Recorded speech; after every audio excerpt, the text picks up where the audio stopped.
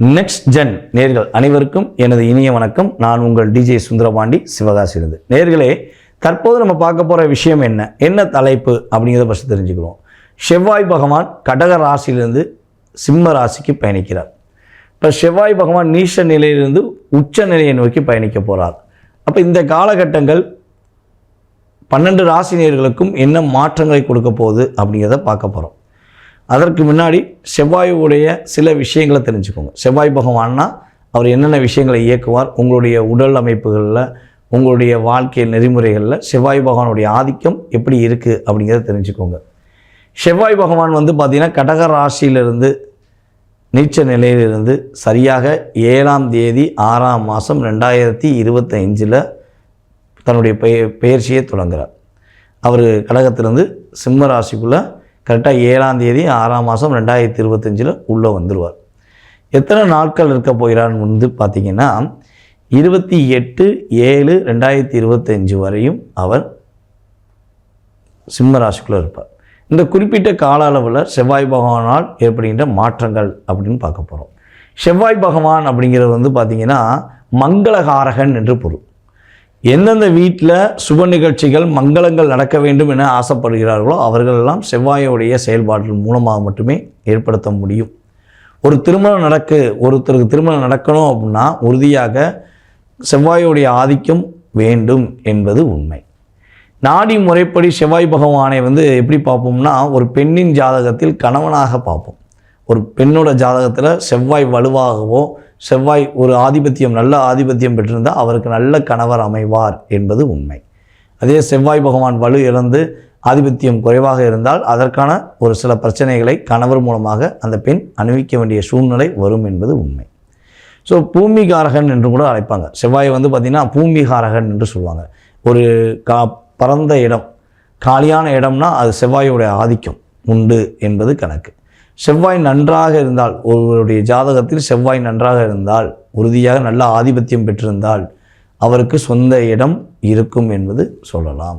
அதேபோல் விவசாயம் சார்ந்த தொழில் செய்கிறவர்கள், விவசாயம் பண்ணுற நம்மளுடைய விவசாய பெருமக்களுக்கு செவ்வாய் ரொம்ப சூப்பராக இருக்கும்.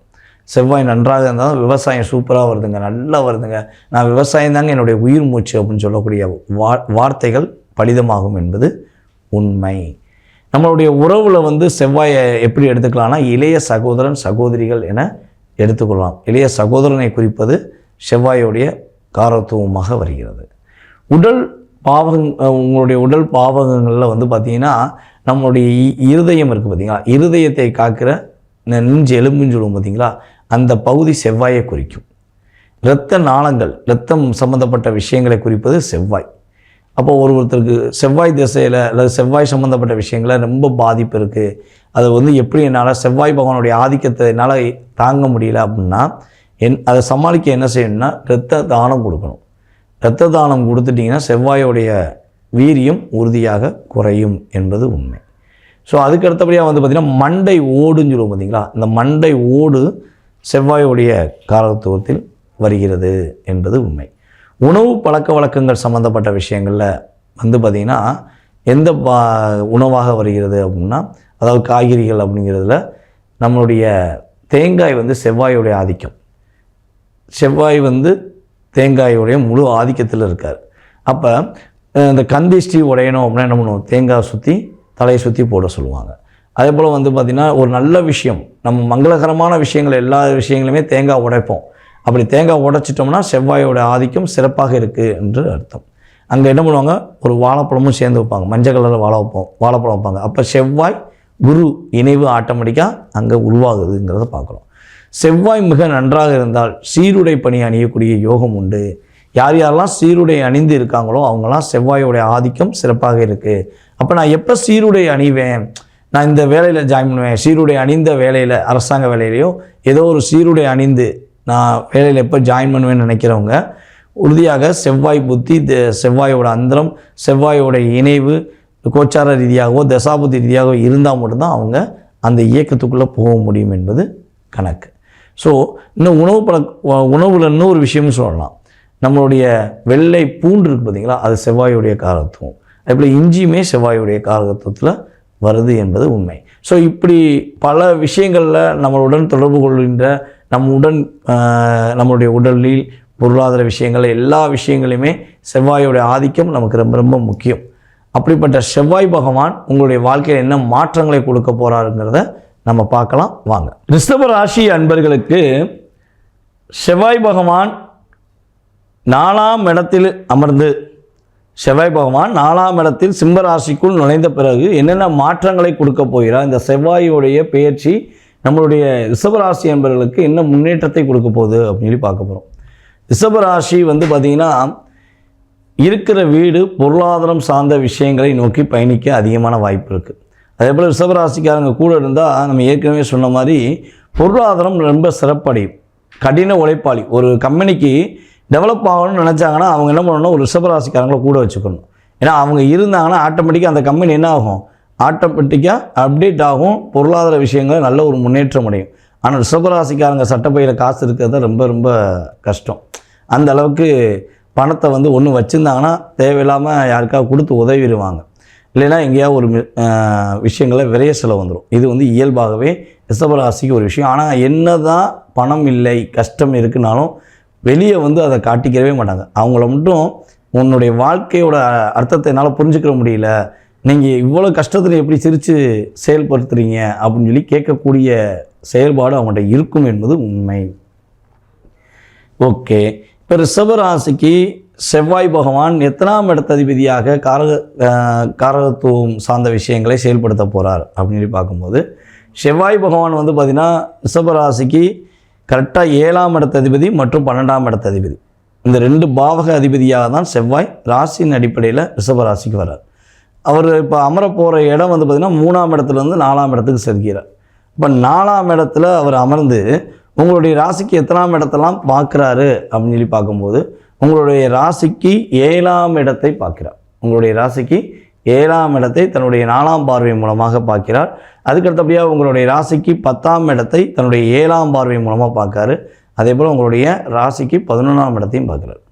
ஸோ இப்போ இந்த பார்வை மூலமாக உங்களுக்கு என்னென்ன விஷயங்களும் மாற்றம் கிடைக்க போகுது அப்படின்னா, நம்மளுடைய ரிஷபராசி அன்பர்களுக்கு இடம் வாங்குவதற்கான அமைப்பு உண்டு.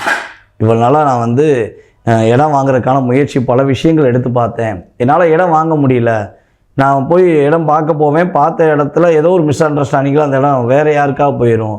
ஸோ எனக்கு இடம் வாங்க வாய்ப்பு இருக்கானா, கண்டிப்பாக உங்களுக்கு இடம் வாங்குவதற்கான ஒரு சூழ்நிலைகள் அமைப்புகள் ஏற்படுகின்றன.